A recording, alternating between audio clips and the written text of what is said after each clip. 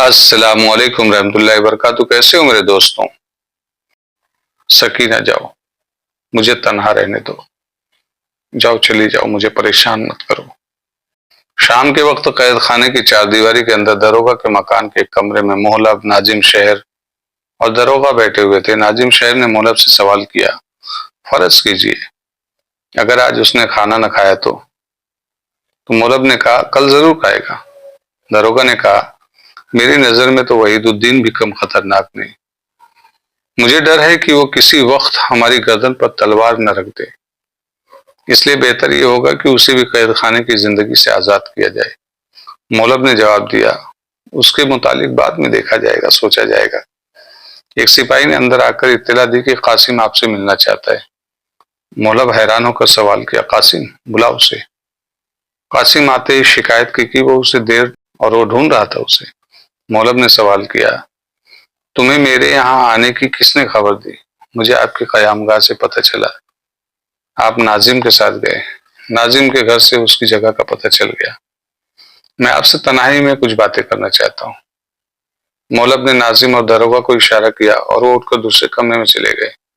कासिम कुर्सी पर बैठ गया। मोहल्लब ने सवाल किया, आप कुछ परेशान मालूम होते हैं, कहिए खैरियत तो है? कासिम ने कहा, मैं आपसे एक बात पूछना चाहता हूँ। मोहल्लब ने कहा, पूछिए। मुझे अब्बाजान से मालूम हुआ है कि आप ताहिर को फरार होने का मौका देना चाहते हैं। यह सही है, लेकिन ये बात आपको किसने बताई?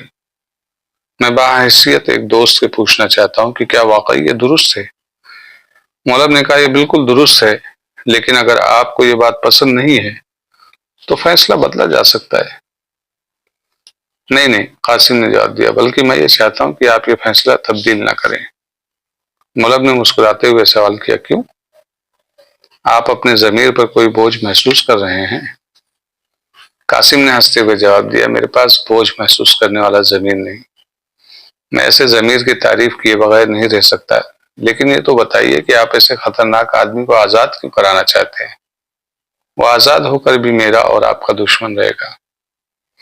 कासिम ने कहा, तो इसका मतलब है कि आप घबराइए नहीं। अगर आपकी ख्वाहिश ये है कि वो आजाद हो तो मैं अपनी ख्वाहिश के खिलाफ भी उसे भाग जाने का मौका दूंगा। कासिम ने कुछ कह, मैं आपको एक और तकलीफ दूंगा। अगर मैं अपने दोस्त के लिए कुछ कर सकूं तो मुझे राहत होगी। मेरी कोई बात आपसे पोशीदा नहीं। आप जानते हैं कि मेरी सफिया के साथ शादी होने वाली है। ताहिर को हमने उसके सामने गिरफ्तार किया था। उसे ताहिर के साथ सिर्फ इसलिए दिलचस्पी थी कि वो इस्लाम का बहुत बड़ा खादिम है।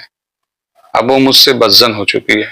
अगर आप मेरी मदद करें तो हम उसे यकीन दिला सकते हैं कि ताहिर को आजाद कराने में मेरी कोशिशों की भी दखल था और आपने मेरी दोस्ती की वजह से खलीफा के सामने तजवीज पेश की थी।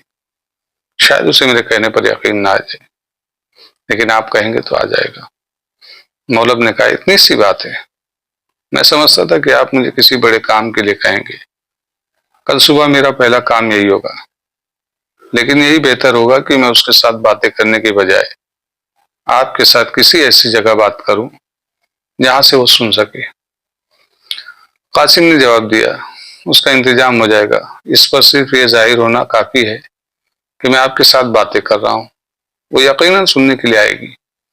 मोहल्लब ने हंसते हुए कहा, आइंदा सियासी जिंदगी में आपके लिए ऐसी होशियार बीवी बहुत बड़ी माउन साबित होगी। आपकी जिंदगी में अगर ये बीवी आ गई तो आपके लिए बहुत फायदा होगा। मैं आपके सर पर सिपह सालार की दस्तार देख रहा हूँ। शुक्रिया। और आपके मुतालिक मेरा दिल ये गवाही देता है कि वालिद के बाद बगदाद की वजारत अजमा का कलमदान आपके हाथ में होगा। कासिम ने कहा, लेकिन मुझे आपके मुतालिक खुशा है कि आप बैक वक्त दोनों ओहदे संभालने की कोशिश करेंगे। मोहल्लब ने कहा, और आपके मुतालिक मुझे ये खुशा है कि आप खलीफा का ताज छीनने से भी दरेक नहीं करेंगे। मोहल्लब ने हंसते हुए संजीदा होकर कहा, लेकिन तुम जानते हो कि मैं खलीफा का वफादार हूँ। कासिम ने उठकर कहा, मैं मजाक कर रहा था। अच्छा, मैं जाता हूँ। आप सुबह आने का वादा याद रखिए। मैं जरूर आऊंगा, मोहल्लब ने कहा। ताहिर मगरिब की नमाज के बाद हाथ उठाकर दुआ मांग रहा था कि पहरेदार आए और उसकी कोठरी के अंदर खाना रखकर चले गए। गुज़िश्ता 2 दिन से उसकी तबीयत खराब थी, इसलिए दुआ से फारिग होने के बाद भी उसने खाने की तरफ तवज्जो न दी। थोड़ी देर कोठरी में टहलने के बाद वो दीवार से टेक लगाकर बैठ गया। फिर कुछ सोच कर उठा और कोठरी के दूसरे हिस्से में जाकर वहीदुद्दीन को आवाज दी। आज आप नहीं आएंगे? मैं भी आता हूं, उसने जवाब दिया। ताहिर कुछ देर उसके इंतजार में टहलता रहा, फिर ऐशा की नमाज के लिए खड़ा हो गया। वहीदुद्दीन ने उसके कमरे में दाखिल होकर सवाल किया, तुम्हारी तबीयत अब कैसी है?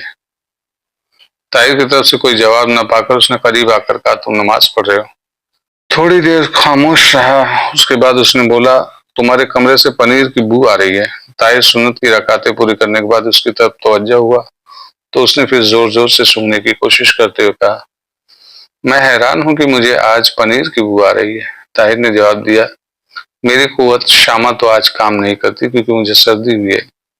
दरवाजे के सामने मेरा खाना पड़ा है, अगर उसमें पनीर है तो आप खा सकते हैं।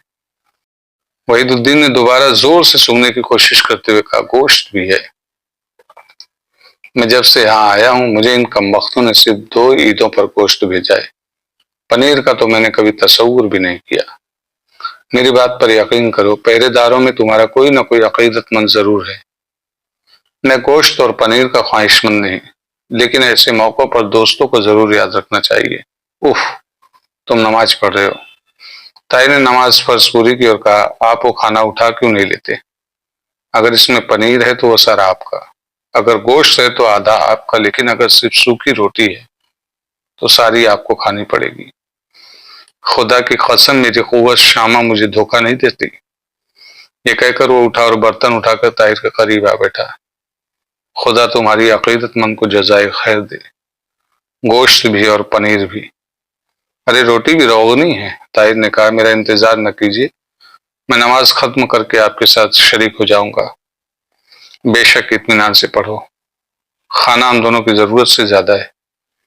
मैं पनीर से शुरू करता हूं, लेकिन तुम्हारा हिस्सा रख दूंगा। वो निवाला चबाते हुए अपने आप से कह रहा था, ये किसी फैयाज आदमी का काम है। खुदा की कसम बहुत ही लजीज पनीर है। वजीर आजम बन जाऊंगा, अगर मैं कभी वजीर आजम बन जाऊंगा तो बगदाद के तमाम फैयाज आदमियों को कैद खाने की सिपाही भर्ती कर लूं और ये हुक्म दूं कि बेगुनाह कैदियों को दोनों वक्त गोश्त और पनीर खाने को दिया जाए, नहीं बल्कि दूध, शहद और फल भी। मैं सरकारी बागात के तमाम फल कैदियों के लिए वक्फ कर दूंगा। ताई ने नमाज खत्म करके दुआ के लिए हाथ उठाए तो वहीदुद्दीन की जबड़ों की आवाज से बहुत नागवार महसूस हो रही थी। अचानक ये चपाचप की आवाज बंद हो गई और चंद लम्हात के बाद ताहिर का साथी चिल्लाया, ताहिर ताहिर, इस खाने को हाथ न लगाना, जहर जहर। ताहिर ने दहशत ज़दा होकर उसकी तरफ देखा। वो जमीन पर बिस्मिल होकर तड़प रहा था। मेरे दोस्त, खुदा हाफिज। वहीदुद्दीन ने महसूस किया कि कोई अपने ताकतवर हाथों से उसका गला घोंट रहा है। चंद बार करवटें बदलने के बाद उसने हाथों का सहारा लेकर सर ऊपर उठाया और फिर फर्श पर पटक दिया। ताहिर ने उसे बाजू से संभाल कर उसका सर अपनी आगोश में ले लिया। अचानक उसके जिस्म के तमाम नसें तन गई और वो आखिरी हिचकी लेने के बाद ठंडा हो गया। इन्ना लिल्लाहि व इन्ना इलैहि राजिऊन। ताहिर की हालत ऐसे शख्स की हो गई जिसके जिस्म पर फालिस पड़ गया हो। वो अपनी जिंदगी में कभी इस कदर खौफज़दा नहीं हुआ था। मात वो वहीदुद्दीन का सर अपनी गोद में लिए बेबस हरकत बैठा रहा। आहिस्ता आहिस्ता उसके दिल की धड़कन वापिस आने लगी। खौफ से पथराई हुई आंखें गिरदोपेश का जायजा लेने लगी। हाथों में हरकत पैदा हुई। वो वहीदुद्दीन को टटोल रहा था, उसे बुला रहा था, लेकिन वो मर चुका था। उसके दिल ने आवाज दी, नहीं, तू मर चुका है। ये खाना तेरे लिए आया था। और अब एक ख्याल बिजली की तेजी से उसके दिमाग में आया। उसकी सांस तेज होने लगी, उसका दिल धड़कने लगा, उसके कान साए साए करने लगे, उसके हाथ पांव फूल गए। दरवाजे से बाहर चंद आदमियों की सीढ़ियों से उतरने की आहट सुनाई दी और एक आन में उसके तमाम खोई हुई कुव्वतें वापिस आ गई। उसने वहीदुद्दीन की लाश उठाई और कोठरी के दूसरे हिस्से में जाकर सुराख के अंदर धकेल कर पत्थर की सिले ऊपर रख दी। पांव की आहट करीब आ रही थी। वो जल्दी से खाने के बर्तनों के करीब पहुंचकर मुंह के बल लेट गया। आदमी दरवाजे पर खड़े थोड़ी देर बातें करते रहे, फिर किसी ने जोर जोर से दरवाजा खटखटाया और थोड़ी देर के बाद कफ्ल में चाबी डालने की आवाज सुनाई दी।